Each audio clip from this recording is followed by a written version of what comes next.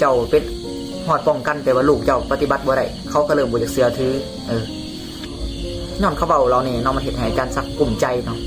ลูกบอกฟังเตือนหลายเถื่อ2-3 เถื่อนอกจากเตือนที่ข่อยเว้าไปกับ2-3 เถื่อนั้นก็บ่ฟังมาเตือนเถื่อที่4ที่5ก็บ่ฟังเป็นหอดอาจารย์ป้องกันเอาไปสำรวจให้นักเรียนผู้อื่นนักเรียนผู้อื่นเขาก็ย่านเขาก็วันเพราะว่าเราเป็นคนแบบปฏิการเข้มงวดไงเรามาใส่ลูกตัวเองแบบบ่เป็นตาเอาคักบันแล้ววะมาคิดเปรียบเทียบกับตัวเองผู้เดียวกลุ่มใจจนหอดมือหนึ่งบันก็เลยผูกคอตาย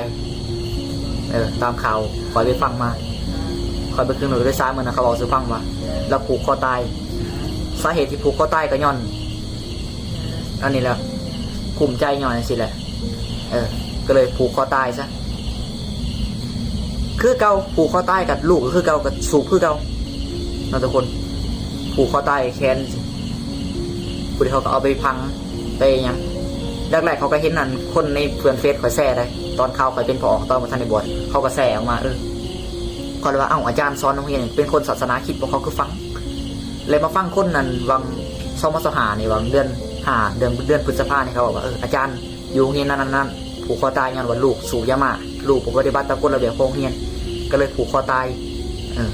ย้อนลูกบอกพัง